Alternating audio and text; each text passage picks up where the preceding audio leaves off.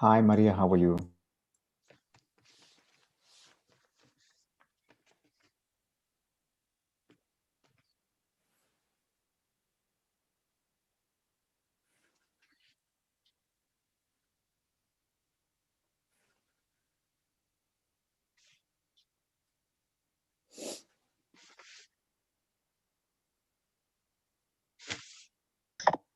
Hi, everybody. Good morning, Maria. Morning. Mary, Yes, darling. I have an appointment in a little while, about 12. So Okay. I'm gonna have to leave probably if we don't finish. Okay. No problem. All right, thanks. And hello, Yolanda. I'm sorry. Just hello to our guest, Yolanda.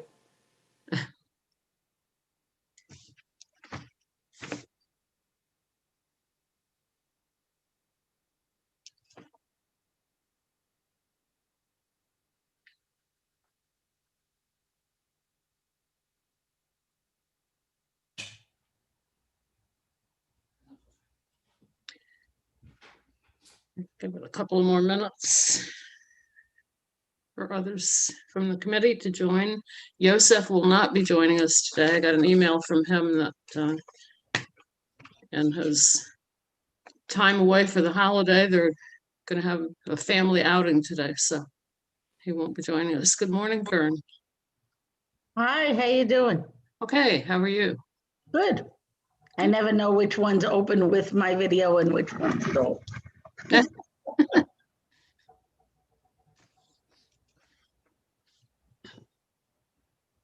I had to find the link. Took me a minute.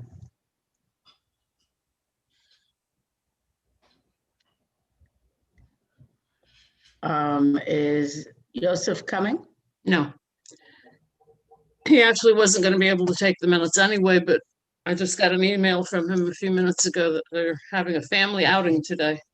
So he won't be able to join the meeting at all. So he's celebrating the holiday. Yeah, the kids are off from school for a week. That too, yeah.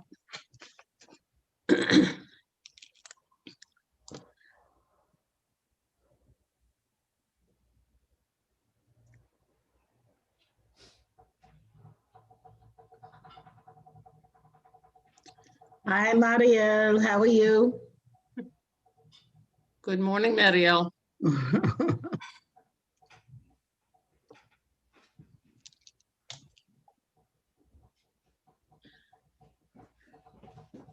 Actually got to see a few people in person the other evening. Had a rally for the in support of the Asian community. Yes. Maria at the park- Lizardo at the told me park she was here, there. so, Yeah, Maria Lizardo told me she was there, and I know Maria was there as well. Maria Luna was there, I was there. Morning, Jocelyn. Hi, Jocelyn. Morning, everyone. Hello. How are Yeah. you all? Good. Did Dory reach you, Jocelyn? Dory? No. Yes. Senora Francisco, ella se murió. Oh, man. That's so Yeah. sad. Yeah. She stopped eating about a week ago, and the aide kept calling us and reporting, but there was nothing they could do. The doctor put her on a liquid diet, but it was the end. I'm so sorry to hear that.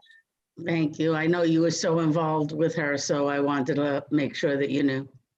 I appreciate it. I'll let the The trio staff- officers that were involved know also. Yeah.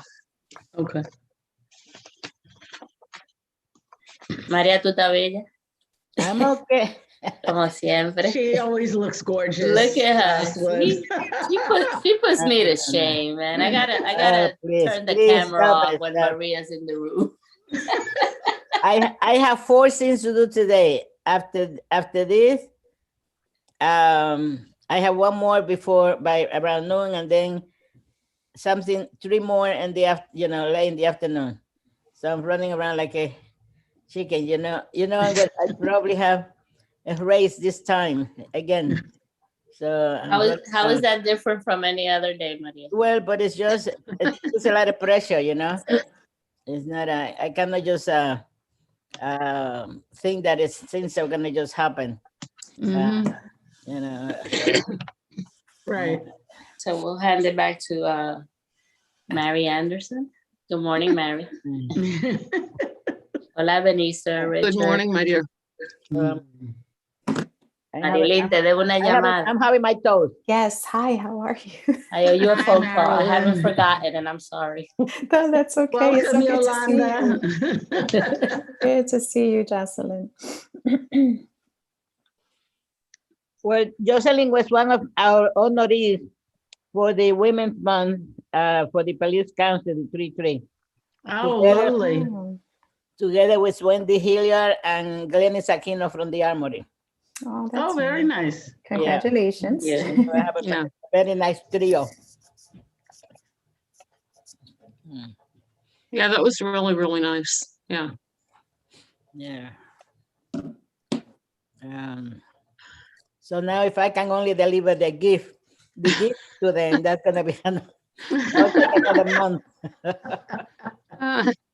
I know it's safe with you, so I'm not worried.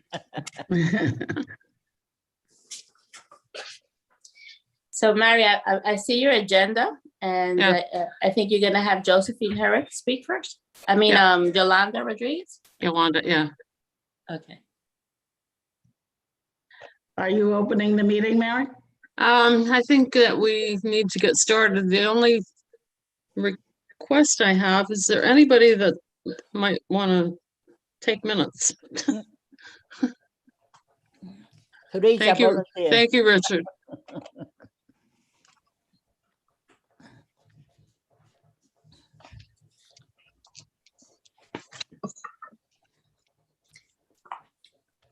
Okay, so let's start with introductions so everybody knows everybody. I'm Mary Anderson. I am the chair of this committee for concerns of the aging, Community Board 12. I'm also a member of WICOA, the Washington Heights Inwood Council on Aging, and on the executive committee for that organization. Yolanda, would you introduce yourself? Sure, I'm Yolanda Rodriguez. I'm the Outreach Director at the Josephine Herrick Project, a not-for-profit organization in the city that provides photography classes to underserved, underrepresented, and misrepresented communities throughout the city. Thank you for inviting me. Thank you for coming. Richard, Richard Allman, temporary secretary and also member of the committee and Community Board 12. Maria, Oh, Maria Luna, member of the committee. Also. and You a don't want- member of you don't everything wanna else. You don't want to read the whole. All right. I know. Fern, Fern Hertzberg, I'm a public member of this committee. I'm the executive director of ARC 16 Fort Washington, which is an organization that sponsors 3 senior centers and senior transportation in Northern Manhattan, and is a senior serving nonprofit. And I'm the co-chair of the Washington Heights Inwood Council on Aging. Ebenezer, Hi, I am Ebenezer Smith. I am the district manager of Community Board 12. So welcome to the Aging Committee this morning. thank you. Jocelyn, Yes, good morning. My name is Jocelyn Minaya, and I'm the director of the District Attorney's Washington Heights office. Good morning. Marilyn, Good morning, everyone. Marilyn Pacheco, formerly with Isabella, now with Able Body Home Care Agency of New York. We help individuals that are looking to apply for Medicaid waivers for nursing home transition and diversion, as well as traumatic brain injury waivers, and provide home and community support services for those individuals. Thank you. Cindy?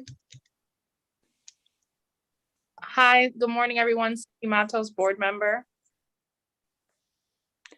Glennis, welcome. Good morning, everyone. Sorry I was late. My name is That's Glennis okay. Gill. I am a CB12 member and I work for the Armory Foundation. All right.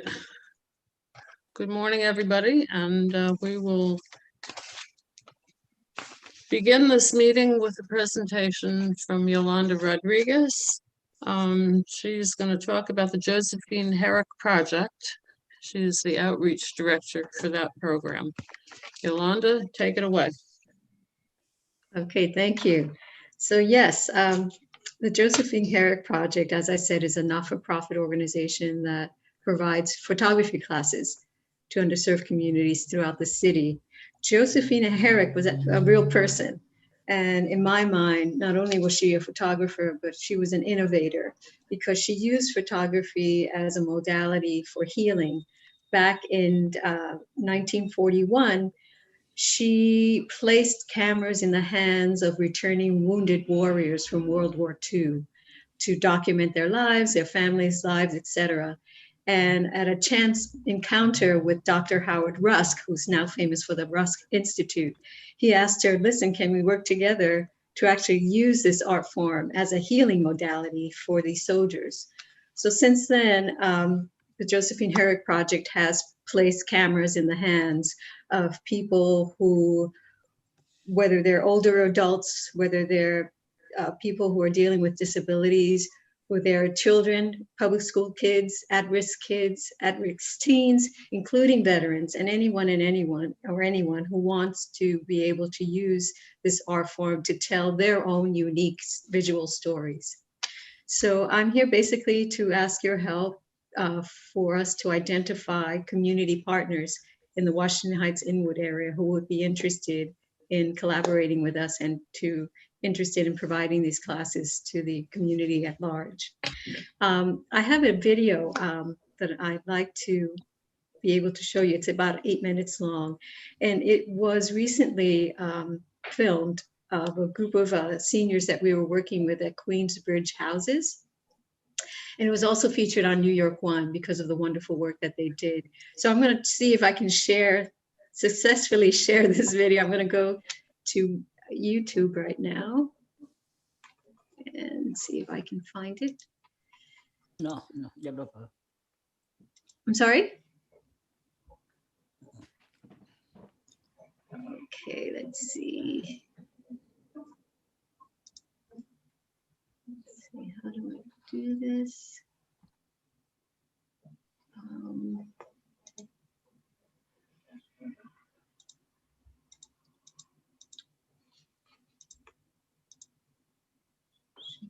Okay. I'm in YouTube and I can't seem to find the share component on this. Let's see. Ebenezer? Your status needs to be elevated so that you can share your screen as a panelist. Right, and Ebenezer is the one who I think is controlling the Zoom. That's why I was calling him. Ebenezer, can you help out? Yes, I give you the co-host privilege. You find the button that said share screen. It's a green button at the. And Ebenezer is the one who I think is controlling the Zoom. That's why I was calling him. Did you find it, Yolanda? Let me get back to, hold on. I give you the co-host, Yolanda. Okay, share screen, yes. So, share computer sound, share. Did you find? Yes, here you go. There we go. Okay, all right. So then I go to YouTube. Sorry. And Where is the share screen function here? The share screen is on. It's the, On YouTube, I mean, I don't find under settings, I don't see anything that says share. I think you could just press play. We see the screen. Yeah, Oh, you okay. just, Oh, okay. use your computer like you would normally. Does everyone see it? And make Yes. your Yes. YouTube full Yes. screen. Mhm. Is that okay? there you Yes. go. Now you got it.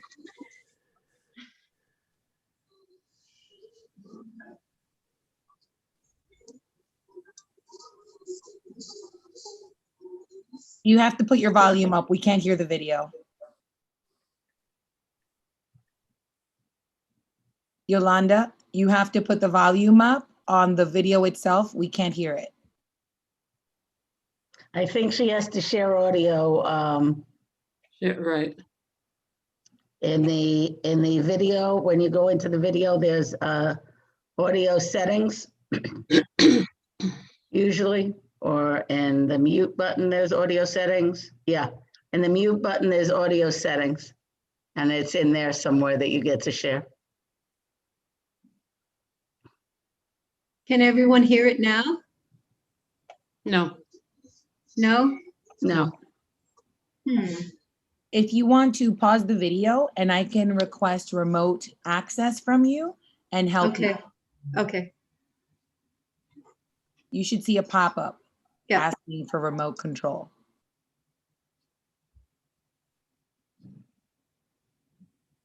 thank you, Glennis. No problem. Thank you. Okay.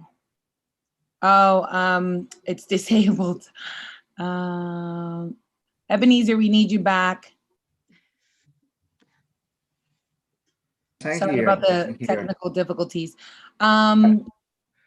We Can you- are trying. Where can I to- find it in YouTube, the video? Maybe I can launch it from here. Okay, just search Can for you send me the Queens. link? I'm sorry? Let's see, either the link of the video you can send me or give me the name. Hold on 1 second. Let me go to YouTube. Okay, I am in YouTube now. What? Type in Queensbridge, Queens Theater.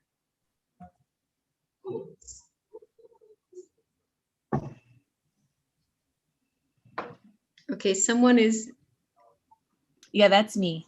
I'm oh, trying to see if I can get it to work. For some reason, I don't see the, I think it's On the bottom, where the yeah, mic it is. doesn't what? show it. It's in the Queensbridge, share Queens Theater. Okay, I am in YouTube now. What?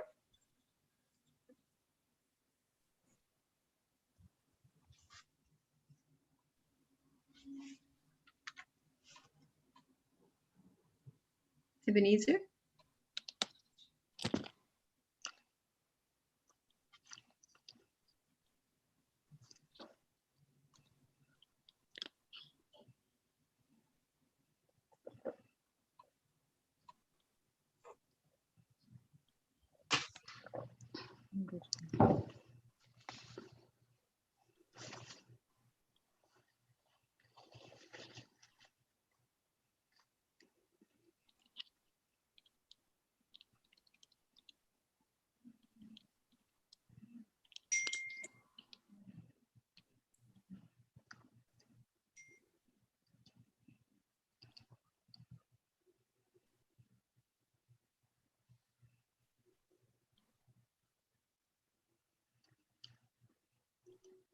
I have it pulled up, Ebenezer, if you want me to play it.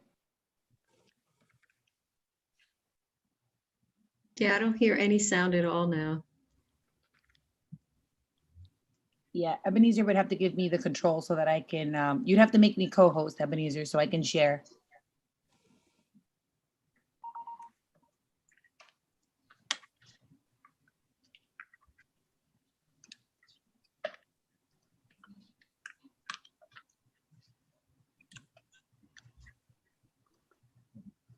We have no audio at all, Ebenezer. No. When you press share, it asks you if you want to share video and audio. It's a little box.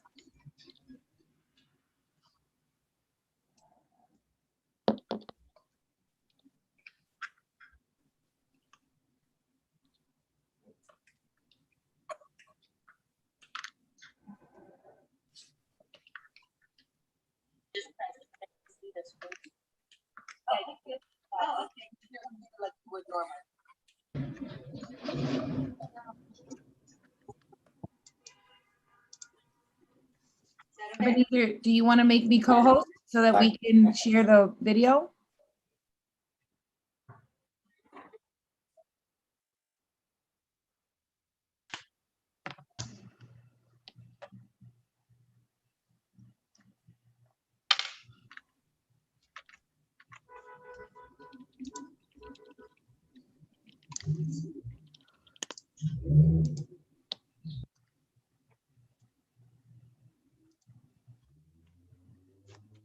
It's not working, Ebenezer, He might not be. paying attention. Yeah, Ebenezer.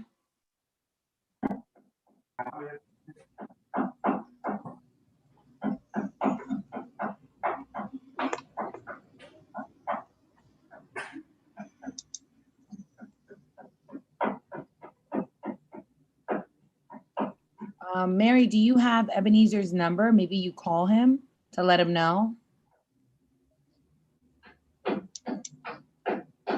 He's on the call. I mean, No, I mean, call his phone. I don't think he's at his computer.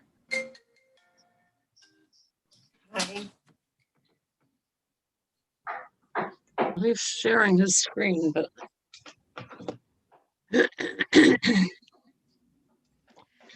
Well, Mary, maybe we can, I can send a link to everyone, and they can view the video another day, but I don't want to take a I video. am here. You cannot hear? Not at No, all. we can't hear. no. Ebenezer, if you make me co-host, I can share the video. Okay. Give me 1 second. I was listening here. I thought that you guys were looking. I was looking. No, we have no audio. Hold on 1 second. Okay, stop sharing my screen. Go back.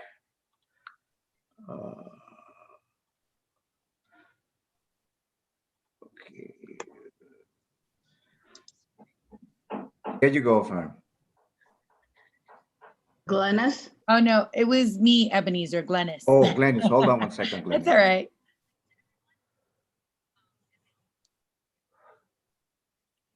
Yeah, I've had share screen as an option all along.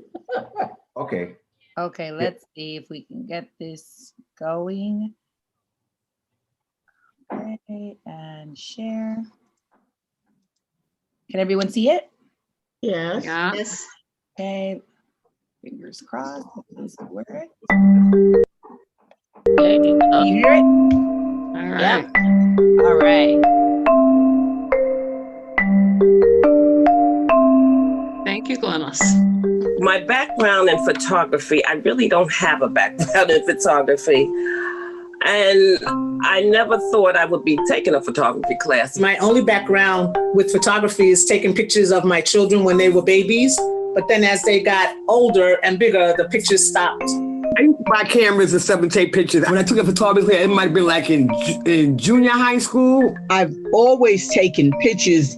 I was like the family photographer, the friends photographer. You know, I was the one always with the camera. Well, my father was a photographer. All the time that we were growing up, he was always taking pictures of us and always developing film in one of the closets. So photography was always all around our family.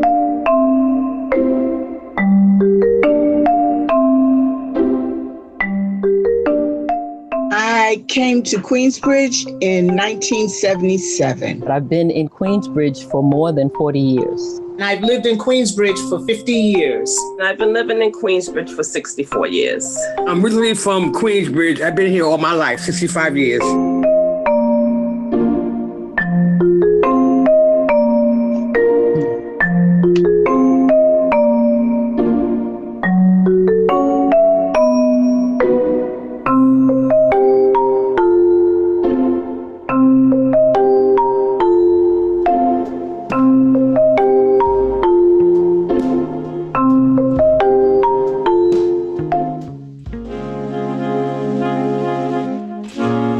Queensbridge has changed dramatically. The scenery has changed, the atmosphere has changed, the people has changed, everything has changed. I hope it's changing for the better, but who knows? I was born, raised here, single mother, I have a sister, older sister. I just enjoy it. It's a nice place, My father got an apartment in Queensbridge because he was in the military. I think that it was first built for veterans, families, to get a start. Went to PS1 that used to be an elementary school that is now the MoMA PS1 Museum. You watch the neighborhood change. I have learned that Queensbridge has gone from 1 degree to a next. And in each one of those degrees, from bad to worse to worse to good to better, each one of those degrees has brought me closer to the people and my community. The photos I enjoy taking are pictures of my family, and I take a lot of landscape photos. I love taking photos in the park, different parks, the trees and the animals that happen to be there, the water, the river. I enjoyed taking all kinds of photos of people, photos of things, photos of shapes and colors and shadows. And photos, I'm always doing crafts and artwork, and I take photos of that. If I can't send the actual thing to many people in the family, they can see a picture of it. It plays a role as a griot. You're telling your history, your family, what you've been through, what you've been doing, who's in your life. I like it because, you can take different photos of people, different things of people, different, pictures, outdoor sceneries, landscape, animals. Through the FSTOP project, I've noticed I'm more of an architectural photographer. I like the details of buildings or just the different looks of them that you can bring in a picture. I'm more of a scenic person. I love scenery. And I love black and white. Love black and white pictures. I was like, they really grabbed me.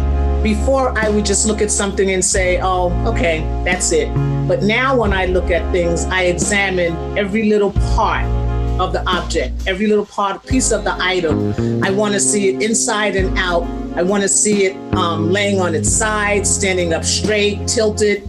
I want to be able to capture the picture in every view that's possible. The FSTOP project changed the way that I see, because with photography, you can do such amazing things. When I first started taking pictures, I would just look at the picture initially. But when I started taking this class, it made me really stop, examine the photo, don't just look at it quickly, because there's so much you can be missing. There's so many interesting things within the picture if you just take the time to look at it. I mostly enjoy going outside with the instructors. When we first started, they gave us our cameras, which I was like so happy to get. And then they would take us outside and we would go around the neighborhood and they would give us a subject. Through taking pictures and sending it to Nicole and Robin and how they put it together and show us how it works out. It's really amazing. I learned how to use my little camera a little bit better. Not just using it on automatic, using the different focuses and the lenses. The classes at the FSTOP opened up especially to the modern techniques of photography. And also it's a really, really fun time to do it in a shared environment where, we learn from each other, the people in the FSTOP class, we learn from each other, we encourage each other. We would discuss with the class the pictures that we had taken. And it was like so interesting and so fun to see all of the photos that different people in the class had taken, because what I think is something that's very, very important or fun was totally opposite of what someone else may have thought was totally, fun. And it's a wonderful feeling, a wonderful experience. Being with the other seniors that, we're taking the pictures, we take pictures of each other. I love when we did this project where they hung our pictures through the projects, through the Queensbridge neighborhood, where the other tenants in the neighborhood got to see the pictures, which they was very excited about seeing. I learned how to take better pictures. I think the biggest thing I learned is that you can continue to learn to not let a new technique throw you off. You know, you never know when something is going to appeal to you, because sometimes you get comfortable, especially as you get older. It made me look at what's going on around me. It really focused. I'm like, okay, this is not right, or changes that I see in the neighborhood that are different from all around, and it just opened my eyes to things that's happening. Life is like an amazing journey.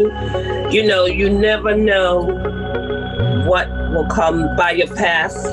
And like, I talk to people and, you know, I show them out, you know, the pictures, and they're excited. And I, you know, try to encourage them to take a class, because, you know, you don't have to, I learned you don't have to be a photographer to take great pictures. I enjoy taking pictures, and I enjoy sharing, and it's beautiful. You know, you got to get out of your comfort zone. But, you know, I'm learning to ease up and saying, you know, you have to make pictures, they make memories. And, you know, it's something to show and share with your family, you know, for a lifetime. Photography to me means being able to see objects, people, the world in the different eyes. I have the eyes that I was naturally born with, but once you get behind the camera lens and you start looking, it's like you see everything, anything, everything, a lot of things, a lot of nice things, sometimes not so nice things. But photography has really given me the opportunity to open up my eyes and look very, very carefully.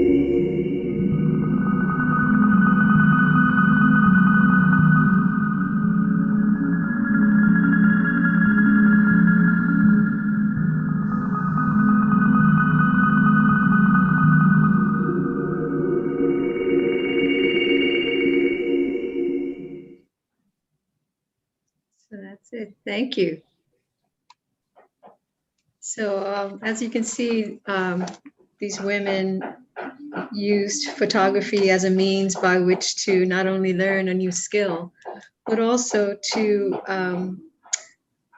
represent their unique vision about what's going on in their community, in their neighborhoods. And it really has transformed their lives on so many levels.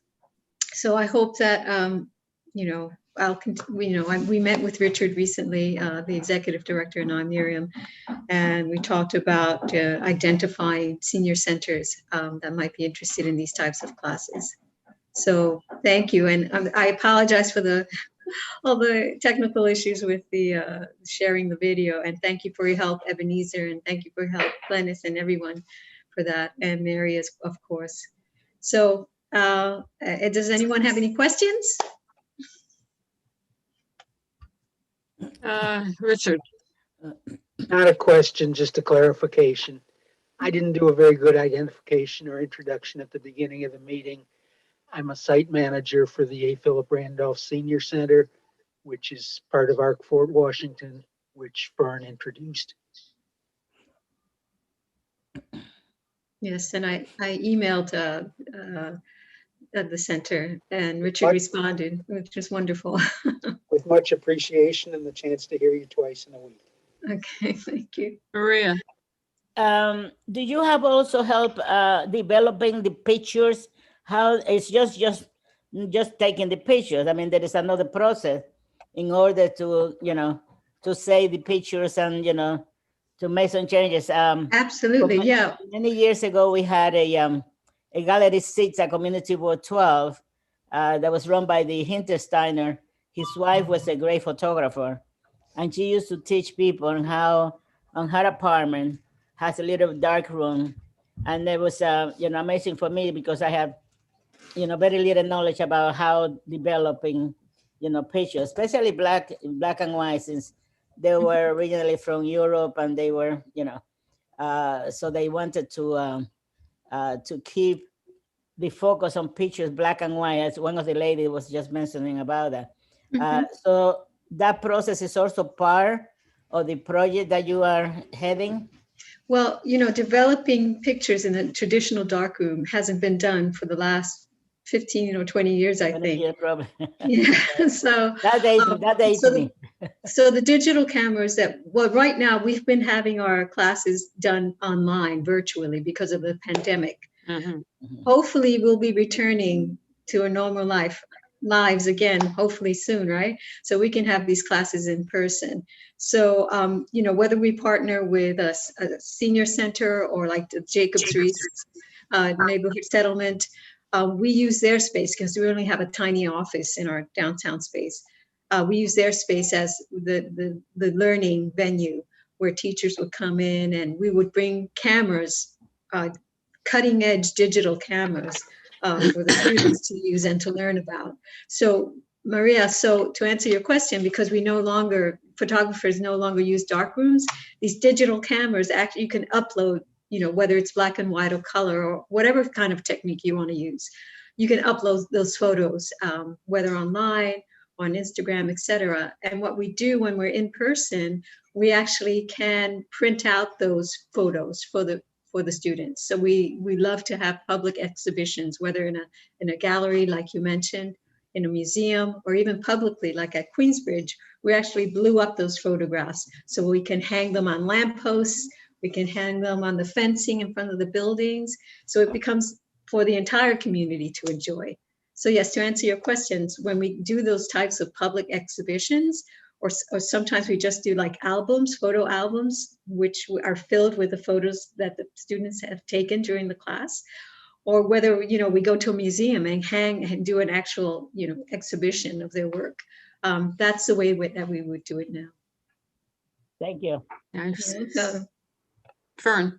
So I have a couple of questions because we've tried photography classes before with mixed success. So I'm excited about your project. I'm an amateur photographer myself, so it certainly appeals to me personally. Do you give cameras to the participants to keep or only for the length of the project? Usually for the length of the project. So we bought cameras and gave them to our students. So they ended up with the cameras, and I would be interested in doing that again because I don't want them to feel that the project ends when the teaching part of it is no longer available for them. My other question is, or my other statement, I guess, is that for most of our senior centers in Washington Heights, at least, our clients don't have internet capacity at all. And we only have about 10% of our membership participating in Zoom activities, if that much, probably a lot less. So for us, I think long-term, this is, I would be interested in a long-term partnership. We do have 3 senior centers, 2 in Central Harlem and 1 in Washington Heights. We would need someone who speaks Spanish. Yes. For our Washington Heights location. And I think it's awesome. I think it opens up the world to our members, and I would even be interested in doing ongoing cohorts. So it's a lot of room for a future conversation. Yes, absolutely. And, you know, Richard, we spoke to Richard about that. And, you know, when the film that we just saw was done, we were in person, obviously. So, you know, we were able to go on walks with the seniors, et cetera. But yeah, we realized that a lot of not only older adults, but a lot of kids too don't have internet capacity. So that limits them to participate virtually. So yeah, ideally we would be doing that in person, hopefully by the fall, right? Hopefully. We'll all be back to normal. Pushing hard to get back to normal. Yeah, and you know, watching the film again, I've watched it several times. It always really strikes me in my heart, you know, how it really inspires you, and you can see the transformation in the way that they talk about their experiences with the class. And it's really also kind of bittersweet because, you know, at the same time they're learning this craft and using it to document their lives and their community, but they also see the changes in their community. Queensbridge is in Long Island City, and that has gone through phenomenal changes now, where apartments are $1 million condos are going up, you know, and meanwhile, here's this public housing complex, watching everything that's going on around them. And that's going on around, throughout the city, especially in underserved communities. But yeah, it's really quite inspiring. Any Thank other you. questions? You're welcome. Anyone else have any questions or comments? Want to take the photography? Jocelyn? Yeah. Come on, Jocelyn, join the senior center. We'll get you enrolled. That's what I'm saying. I'm going to hook up because I want to learn how to take better Let me know, pictures. Vern, let me know and I'll be there. I would love to learn photography. I think it was really nice to see their enthusiasm. I think seniors would thrive doing this. I think it's a wonderful, wonderful thing, especially now with this pandemic. You don't have to be close to anyone to take beautiful pictures. So I can't wait for you to bring that into the heights. Thank you. And I'm glad that you said thrive because, as you know, so many clinical studies have been done as far as how the arts can impact the well-being and the physical, emotional well-being of older adults when they're involved in the arts. It's part of that active aging modality that's been documented over and over again, like whether you participate in a Zoom class or whether you participate in a ceramics class, it all has a really wonderful effect on how you live your life, especially as we grow older. Richard, did you have another question or comment? I was just going to ask if you had Mandarin or Cantonese capacity. Yes, I'm glad you said that. We do have we have bilingual teaching artists. So we have teaching artists who speak Spanish. We just interviewed one who speaks Russian. We are about to hire one who speaks Mandarin and Cantonese as well. So yeah, we have to keep in mind as we hire teaching artists that they are dealing with a diverse community throughout the city. And with this diversity comes, you have to be able to communicate, right, as a teacher. So that's a standard that we have when we're hiring.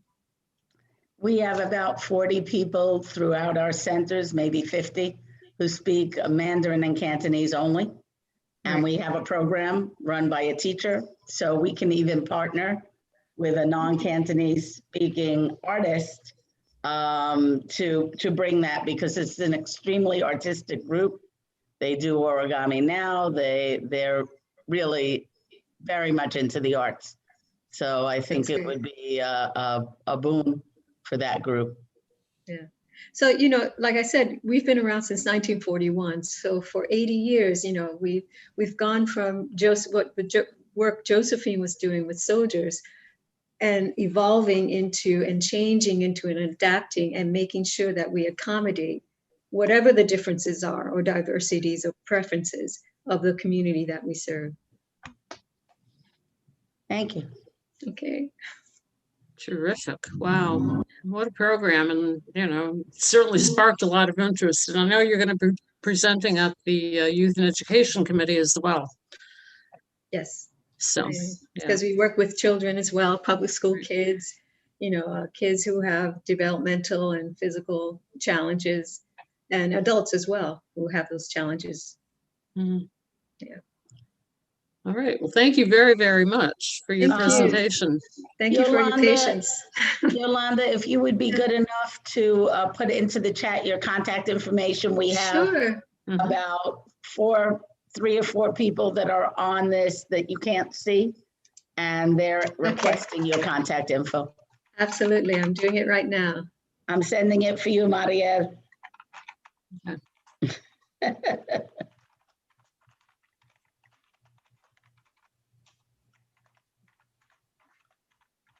Thank you, Mary. This was brilliant.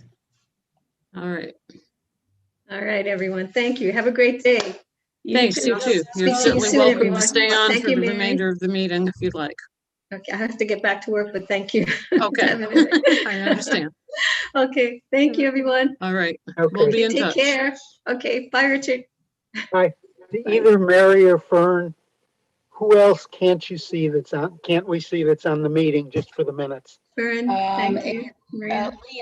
Leah Firster. Marielle Delacruz. Who else? Leah Oh. Firster. And I know that Alana was here and then disappeared, so I'm She not. had to go. Yeah. She put in the chat that she had to go. I didn't. Okay. She sent it directly to me. I didn't think she meant to, but she had another meeting. Yeah.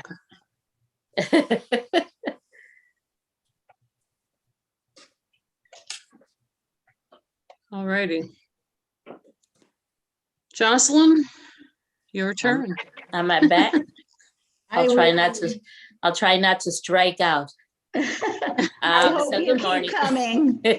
Well, keep that's coming, funny. Jocelyn, to I here will. and to Waikoa. I will. I definitely will. It dawns on me that I've been neglectful.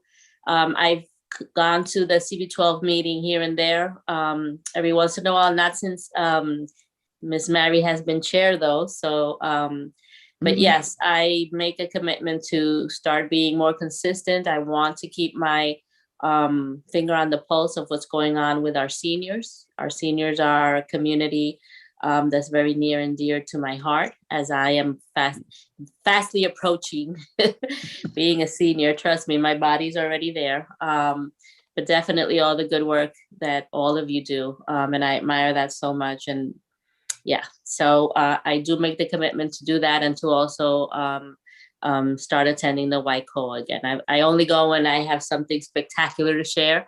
But I will be there to listen to everything spectacular that you guys always share. And saying that, I have to say how heavy my heart is in the loss of Edith Prentice, who was such an icon. I mean, let me tell you, Edith really knew how to ground my gear sometimes. But God bless her, love her. I mean, she was always very kind to me. And that's saying a lot for those of us who know Edith. Sometimes she could be, a straight shooter, but her and I always had a very good relationship, and I enjoyed seeing her give it to other people. And I'm like, thank God I'm on her good side. So very much going to miss, just her passion for what she did and how much she cared for her community and especially her seniors. So it's a great loss. Did you see the Times obituary, Jocelyn? No, I didn't. I'll forward you the link. Okay. Because everything that you said is reflected in that obituary. Really? So not the only yes. So I hit the nail on the head with Edith, and I'm gonna miss seeing her zooming around in her wheelchair. Tell me about it. Miss that. Yeah. Every time I took off down Fort Washington to go to therapy or whatever, inevitably I would see this Zoom going by me as Edith. Yes. So Mary and I were speaking a few weeks ago, and I forgot who else I was speaking to. They said, you need to come to CB12 so that you can just give an update in terms of what we've been seeing in the DA's office. And I'm sure all of you, everything that I'm going to say today is not going to be new, because I'm sure everyone on this call has gotten, some of these phone calls themselves. As you know, the district attorney's office has an elder abuse unit. I know that I've worked very closely with Fern and with Isabella sometimes in terms of, sadly, abuses that are committed against our seniors. And I look forward to, working with everyone else here who didn't know that we had an elder abuse unit, and also what we do. And just a brief synopsis in terms of what elder abuse is. So there is no law in the New York State Penal Law Book that is classified as elder abuse. So that's a term that we use, just like we use child abuse. But there's no law. It's not defined in terms of a code. So district attorney's offices in New York City define the crime or a violation in which the victim is 60 years or older. So that's what we classified as elder abuse. So if you're 60 or older and there was a crime committed against you, believe it or not, our elder abuse unit looks at each and every one of those cases, specifically to see what resources need to be put in place for the victim, but also to see, make sure there are no crime trends and so on and so forth. So what that means to us is, for example, if you were burglarized, and we all know a burglary means someone comes into your apartment when you're not there, otherwise it's a robbery. So if you're burglarized, but you're 60 or older, we're going to classify that as elder abuse. And the reason that we do that is because oftentimes, especially for assault cases, that would be classified as a misdemeanor. For example, assault 3, if I punch you, that's assault 3. But if you're 60 or older, we can potentially bump that up to a felony. Okay, so that means it's going to be a more serious crime if you're 60 or older. So this is why, we coined the term, but also why we classify it if the victim is 60 or older, because we're trying to make sure that we go after the harshest possible charge in order to protect our seniors. So commonly charged crimes include petty larceny, grand larceny, robbery, forgery, endangering the welfare of a vulnerable elderly person. Just like we charge endangering the welfare of a child, there is also a charge endangering the welfare of a vulnerable elderly person. Endangering the welfare of a incompetent or physically disabled person, that is also a charge. So what this means is we would see these charges, or these charges would come after an arrest, let's say for domestic violence, which is included in elder abuse, financial exploitation, what we call fiduciary abuse, which is an abuse by a power of attorney or an accountant or an attorney, sex crimes, identity theft, institutional abuse, cons and scams, and a combination thereof of all of the above. And if you're interested, anyone who's interested in the law or reading, what this entails, elder abuse is charged under the Hate Crimes Act. If you want to look it up, it's Article 485 in the penal law. So that is what it is. And then, I'm not going to go into all the nitty gritty of it, but I'm happy to come and give a presentation if I'm invited on our elder abuse unit, exactly what that looks like, so that you can inform yourselves. And if you ever come across such a thing, I know Fern knows exactly when she needs to call me, and I'm sure Richard does too. But anyone else or anyone that you're working with, we're happy to come and give you an extensive or a more meat and bones of elder abuse and what we're seeing and the unit. Joss, would you be willing to come and do a refresher with my casework team? Girl, you never have to ask me that. I just want to put it out there so everyone knows that we do this, and that it's important, because every couple of years we tend to have a turnover of staff. Yeah. It's been a little while, so I want to make sure that they broadly understand it, even though I've given them my short definition. Absolutely. You just let me know and we will definitely do that. And I think it's important not only as a refresher, but also to learn what's new out there, what we're seeing in terms of trends. And, I think that while all of you have wonderful staff, I think that sometimes we think we can only go to the district attorney's office if somebody was punched or somebody was hit, and it's not necessarily the case. There are other ways that people are victimized, and it's important for the community to know that we're a resource. So my thing is always, I would rather somebody call me and tell me, I think this person is being victimized. And we sit down, caseworker, me, anyone, and we talk about it and say, okay, tell me what you're seeing, tell me what you're hearing. And then we figure it out, and then maybe it's not, and then we'll say, okay, so let's see what resources we should be providing for this person that are not necessarily law enforcement related. So I would rather we sit and talk and it's not law enforcement related than, you're left wondering and you're thinking and you don't know, and then a tragedy happens. So never a waste of time for you to pick up the phone and give me a call. And I'm happy to do that. So yes, Fern and anyone else on this call that think they can benefit from a presentation or just a refresher. So we know that there's a lot of scams. We call them top scams targeting seniors, but honestly, in this day and age, all of these scams apply to everyone. It just so happens that our senior population is a little more vulnerable at all times, because we know that there are some seniors who don't know of ARC, don't know of, Isabela or AP Philip Randolph or any of the wonderful programs, and they're very socially isolated. Some seniors don't have family, some have family, but are, they're neglected by their family. They don't have friends, especially now with COVID. I shudder to think how many of our seniors have been so isolated. Those who are not tech savvy, who don't have a computer, can't do Zoom. Just like we worry about our kids being out of school, that most of the time when they're in school is when you're able to monitor that this child may potentially be in danger. I think a lot of our, I'm afraid for a lot of our seniors too during this time. Because there's so many vulnerable people sitting at home that are needing that human contact, they're easy prey. So what I mean is these people, these scammers are so savvy in what they do that they hone in on these things. How exactly they know this person is a senior most of the time, I'm not sure.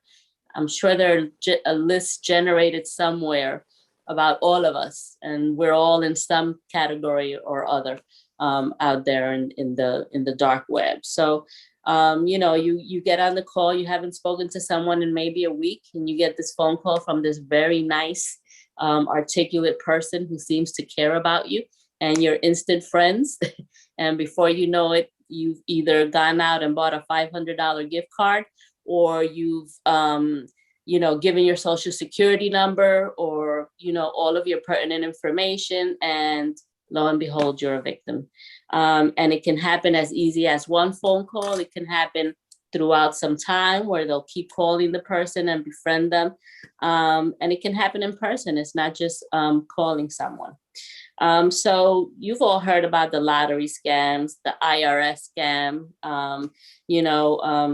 charity scam, the grandparent scam. I'm sure you've all heard of that one, where they call and say, I'm calling about your grandson.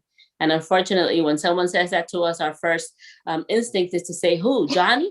We'll give the name of our grandchild that we think might be the one that's in trouble.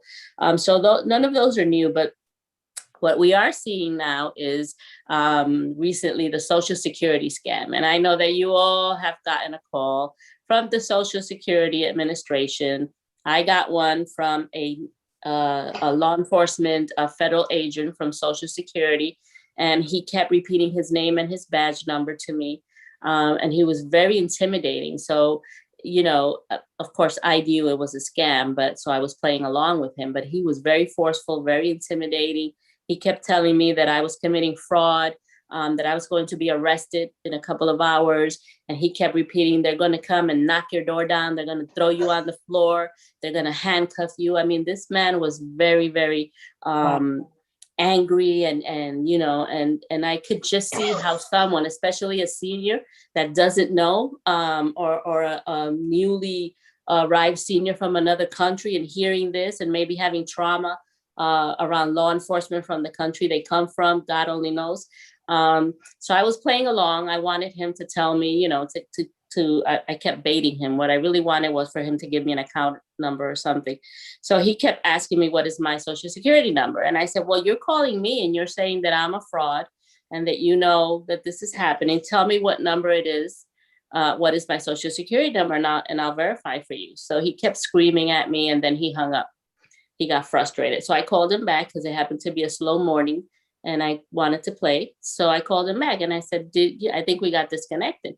And he said, no, we didn't get disconnected. You don't want to cooperate with me. So they're on their way to your house. And I said, okay, I want to cooperate. Just tell me my Social Security number and I'll verify for you. And then he proceeded to call me a very not nice name and hung up again. I think he realized, oh, she's on to me. And then I called him back, but he wouldn't pick up. So we ended the game there. But that just solidified for me how anyone would fall prey to these people, especially when you're being talked to in such an intimidating manner. So and the other thing that they use is saying, we're going to cancel your social security number. So when someone hears that, they're like, oh my God, what about my social security pension every month? How am I going to get this? Or, how do I get another social security number? And, so they fall prey. And as we all know, no one can cancel your social security number. It's very difficult to even change your name legally on your social security number, let alone somebody canceling it. So to the extent that we can help get the word out to our seniors or to everyone in the community, no one that calls you saying they're from any agency. And let me tell you how good these guys are. The numbers that they use to call you are actual numbers that go back to the Social Security Administration, because I Googled the number and it went right back to the Social Security Administration. So they burn the numbers, they'll copy the numbers, and it'll say maybe on your caller ID, Social Security Administration or Internal Revenue Service. That's how good these guys are. So we did see an increase in the Social Security scam. And then March 2020, we all know what happened. COVID hit the city with a vengeance. Everything was shut down. And then lo and behold, because, sadly, we have people out there, if you want to call them humans, that jump on any opportunity to create a scam surrounding any tragedy that's happening at the moment. So the COVID-19 scam, we started seeing a rise in people getting phone calls saying that they were on a short list to receive the COVID test initially. And then now it turns into the COVID vaccine. And for a $50 charge, or simple as, what is your name? What is your address? What is your social security number? What is your date of birth? Okay, you're on the list to receive this. And then you never hear from them again, and they've absconded with your personal and most vital information. So again, we have to do the effort to make sure that we tell people there is no such thing as a short list for a COVID anything. Not COVID loans, not COVID vaccines, not COVID nothing. So, we saw an increase in that. And then something that's been around for a while, but kind of surges more around February, Valentine's Day is when people actually start reporting, is what we call the sweetheart scam. And this is where, and sadly, most of the targets, especially in our elder population, are men, where they are befriended more often than not by a younger woman. And, it's love at first sight until it's not, and until the bank account has been depleted or huge loans have been made. And, it's all around, again, playing on people's vulnerabilities. So you have this younger person showing interest in you, and you're lonely, and it's companionship. And lo and behold, sadly, you realize later on, this was to get all of my money, or to get as much money from me as they could. So we do see a surge in that every once in a while. It ebbs and flows, but it is still out there. And I know as senior center directors and social workers and caseworkers and case managers, I'm sure that you see that more often than not, if someone is not embarrassed enough to come and disclose that they've been the victim of this type of scam. And we, for the most part, can investigate and hopefully prosecute. The only sad part is that oftentimes money is given willingly. There's been no arm twisting, there's been no weapons shown. You give someone the money willingly, it's very, very hard for us to be able to prove, that this was a robbery or a deception. But, if someone's, for whatever reason, been able to take your PIN number, let's suppose, on your bank account or whatever, and they're making charges that you didn't authorize, that is something that we can go after and we can investigate, and we can hopefully obtain an arrest and be able to prosecute. So again, you hear any of these things, please don't hesitate to share my number. Please don't hesitate to give me a call. If the person doesn't want to talk to me directly, they can talk to me through you. And we will certainly look at everything and make the appropriate, either take the case and investigate, or refer to the appropriate agency that can help. And that's what I have for you today. So the easiest thing always for us to find is when it's financial, because people will share that with less embarrassment than the other really horrible things that happen to older adults. So usually it's the first call I make to you is we see something weird on their financials and they're saying they didn't have this expense. And more often than not, it's been a family member who has either taken bank account information or credit card information or opened a credit card in somebody's name without telling them. Those are like the simple for us cases. And we call you right away because nobody wants to straight up go to the police and say, my granddaughter, blah, blah, blah.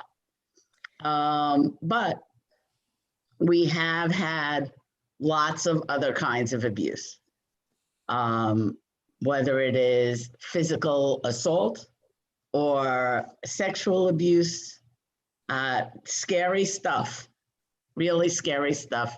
And I just want to say that your office and you in particular have been so kind and so careful with people's feelings and concerns and difficulty with prosecution that I can't commend your office enough.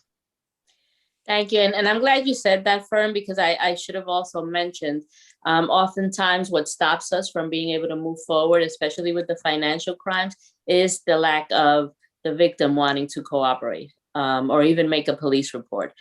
Because like you said, it's my granddaughter or it's my grandson.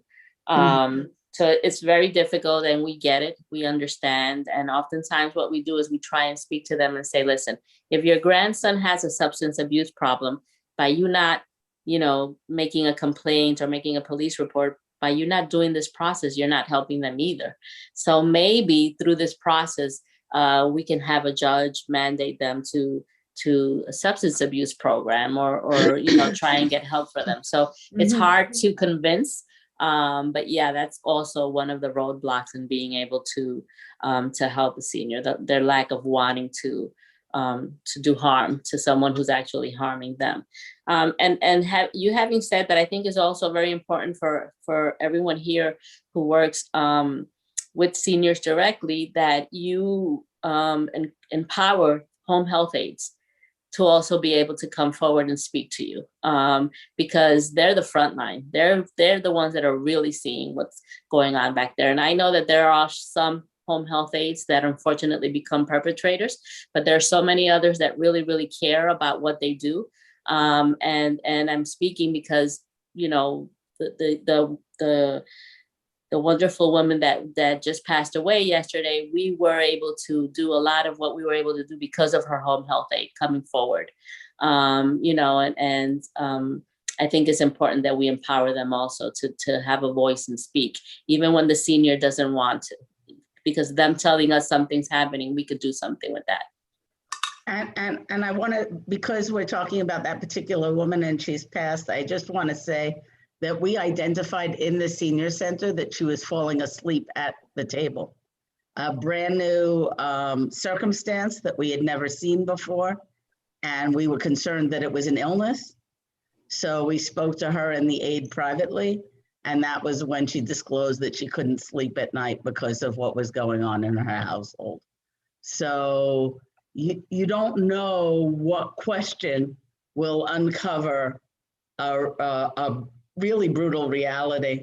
And the aide actually continued to be the liaison throughout this process, even much more so than the daughter, who was also a victim, but was not. I gotta tell you, the only way we were able to make an arrest on that case was because of the aide, because she was the one that called me and said, he's here.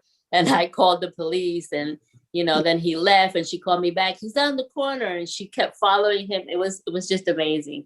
At her own risk, by the way. I wouldn't recommend anyone do that, at her own risk. But she She was the Right. one that absolutely pushed us through that. And you're absolutely right, Fern. I think we have to be vigilant when we're working closely with seniors. If you see them wearing long sleeves during the summer and that's not a usual behavior, something's going on. You know, if you see them falling asleep when they don't usually, if you see that they're not acting as they usually would, you know, it might be an opportunity to sit down with them and just speak to them. And hopefully you're catching them in a vulnerable moment when they're willing to disclose. If you see that they stop coming all of a sudden and you can't get a hold of them, you know, that should be your antennas going up right there.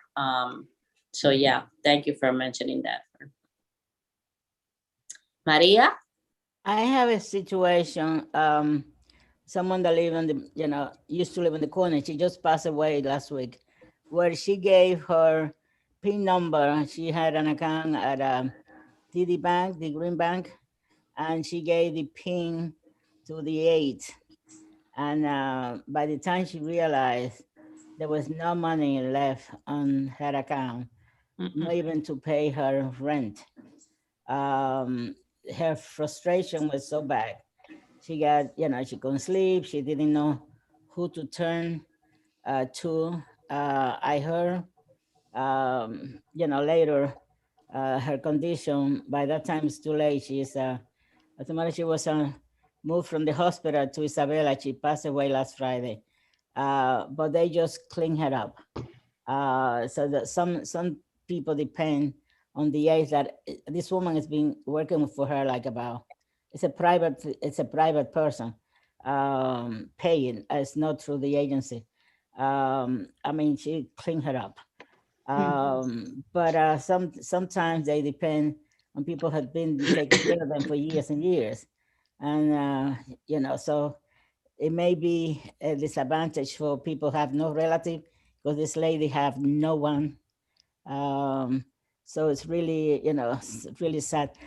Since I told you that I need, you know, I had to go for an appointment. I have a friend of ours fell down and whatever. She went to home and she came home and they have a wheelchair, brand new.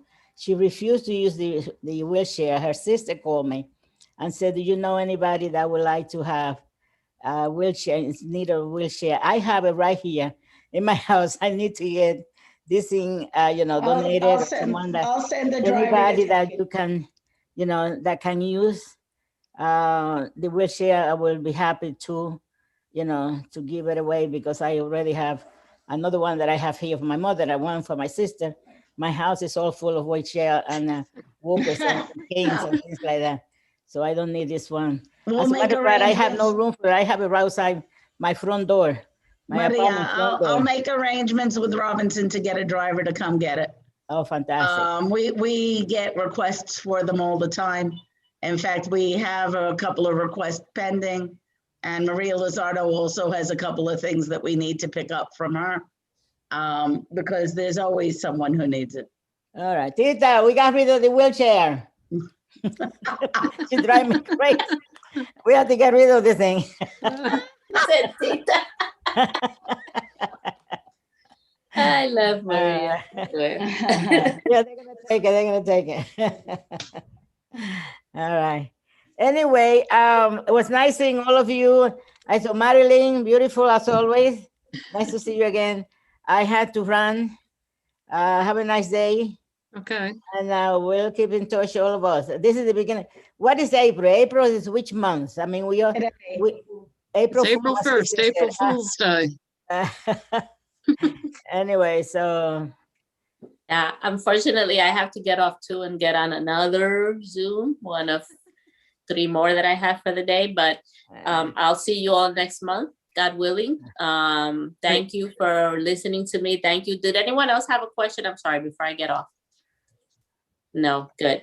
Again, I'm available to you guys at any time for anything. Please do not hesitate. I'm sure you all know how to reach me. And it's so nice to see you all, if only by Zoom. And I'm hoping that we will see each other soon in person for our meetings. And I definitely will see you next month. I have a question for Fern. Fern, the Armory. Are they going to be vaccinating people?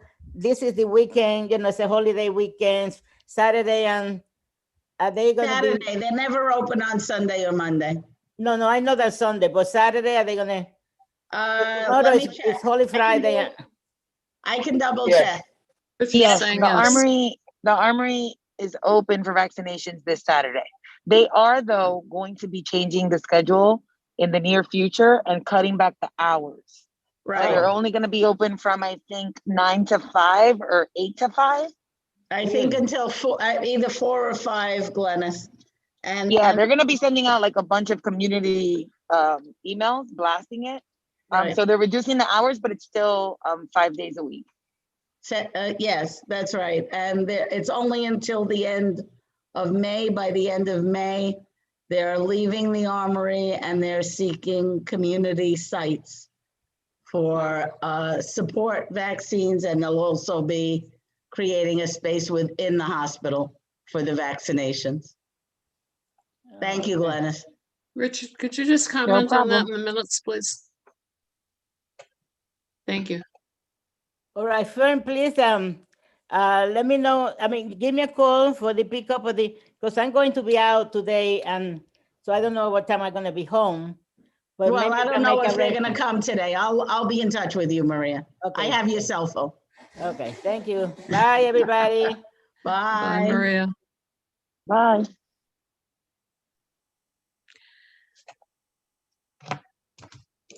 Richard, did you have something else you would raise? You were actually raising your hand when I interrupted. Nothing, nothing seems unanswered right now. Okay. All right.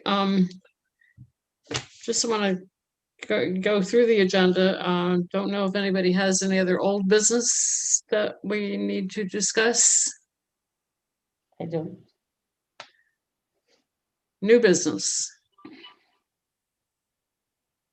No. Ideas for presentation. Now, Lisette Valios had contacted me from the Alzheimer's Association, wondering if, we were up for a presentation. But I told her that probably it wasn't really the greatest idea to try to get her to do a presentation to us who know the stuff, because the seniors from the community are not able to get into this Zoom meeting. That's right. And those are the people that we need to hear her presentation. So I told her I'd run it by the committee, but that as far as I was concerned, that not yet. I would agree. Okay. Does anybody have any other ideas for presentations? Because I think you've been marvelous, Mary. I'm sorry? I think you've been absolutely marvelous with your topics. Well, people have been contacting me, which is nice. Ebenezer has been letting me know about people that have been contacting the office. And then, like Jocelyn, I ran into her in the street because her mother lives across the street from me. Oh, I didn't know that. Yeah. Her I parents lived there for years and years, and I've known them for years and years. But I never connected her with them until one day I saw her over there, and I said, like outside of the building, and I said, oh my God, so. Yeah, because her dad was actually a member of the Walking Works Wonders Club at Isabella. Oh, wow. From way back when we were at the Armory, even. Marilyn probably knows her father. And her mom, they both went to my church, that kind of thing. So anyway, but I'm out of ideas. So I know for May, we did want to, we've said in the past, and we'll do it again, that we want to start talking about the budget, yeah, we definitely need to do capital that. and expense budget. And I will send out what we had last year to everyone, so you have an update on, and can remember what we asked for. But, I probably can't think of anything right now off the top of your head, but please try to think of ideas and let me know. Okay.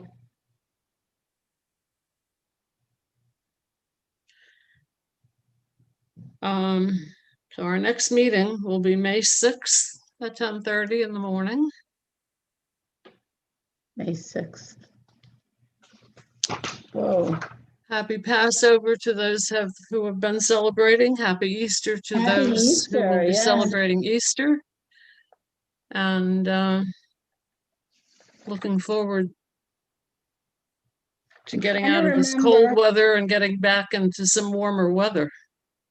So, So I had a suggestion that I made to Betty regarding Waikoa, but you may be interested also in getting a speaker on the new dual eligible program that the state is pushing out today. It's for people who have Medicare and Medicaid to have a Medicaid Advantage program, kind of like FIDA was. But FIDA, the state ended, and now this is like the new iteration. And it's really going to impact seniors because I believe it's going to limit their networks. And we have a very, very high percentage of seniors with dual eligibility in our neck of the woods, in the El Corazon area of the Heights, because we have more poverty. Yeah. So I mean, that's a potential. I requested someone to speak to Waikoa in June because we won't have a May meeting because of the conference. Yeah. And the source for you probably would be the Medicare Rights Center.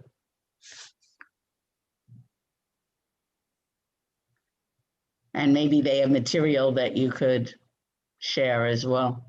I reached out to somebody who's running a local mental health project at Metropolitan, Rob Basile, who is their executive director, and I believe he will present in June at Waikoa on that topic. Okay. They're going to be automatically enrolling people in these dual eligible advantage programs starting with notifications today. So it's scary business. And I have a question. Would that affect an individual's home health care hours and their approval of hours and all of that? Is there a cap? So the 5 big insurance companies, United Health, et cetera, are all were approved to have this product.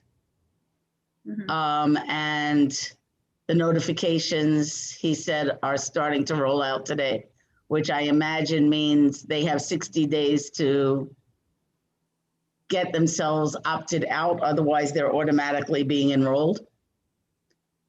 And it should mean that the first people actually being changed would be in June. But yes, it will have, and there are 2 products, one for people who are currently in Medicaid long-term care, and the other for people who are what are considered mainstream dual eligibles. And Betty was concerned about it because of the implications regarding TBI and other people who have normally been waived and exempted from this kind of program. Apparently, it doesn't appear that there's a waiver out right now. So you either opt in, you either get enrolled or you opt out. See how it works. I have no written detail yet. It's all unrolling like immediately. I only heard about it yesterday. Wow. We've been doing a lot of like overview presentations of what the waivers are, just speaking on the waivers, what is NHTD, what is TBI, how do you go about applying, what is the process, what is the time frame? And we're finding that a lot of social workers, case managers are Don't know. unfamiliar with it. They don't really know that the waivers, that Medicaid has these waivers. No. Also just kind of talking to case managers and case assistants at like the senior centers. Right. Because what we're seeing is that there are a lot of seniors out there in the community that are fighting with the MLTCs to get more hours. They need more hours and they're being denied hours. And then the families think that that's where it ends and there's no help. I mean, if we can, get more hours from the agency, then that's where it finishes, because they're unfamiliar that they can actually apply for these Medicaid waivers and then disenroll from the MLTC and be on the straight Medicaid. But with that new change coming, I'm not sure how that is going to affect them. Neither am I, but if we can both find out, I'd love to have you speak to my staff. Mm-hmm. Okay. Yeah, my colleague Jennifer has been doing this for over 20 years. Prior to working with the service coordination agency that she's with, she worked for the RRDC, and she was like in the trenches of getting people on the waivers. So she's got a wealth of knowledge, and when we do our presentations, we just stick to that. Just what is NHTD, what is TBI, how do you apply, what is the process? Right. So, and that is not changing.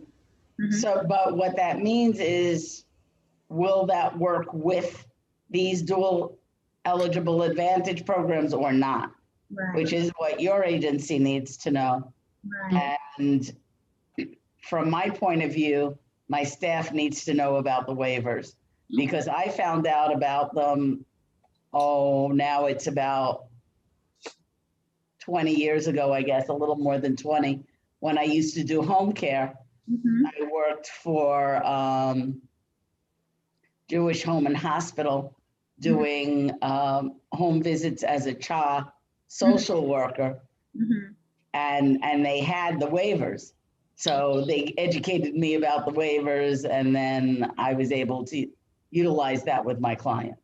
Right. And it's funny because the agency that I'm with, the director of this agency, when she started, she was like in her early 20s when the waivers first came out, and she was one of the first group and wave of service coordinators. So she's been doing this for a really, really long time.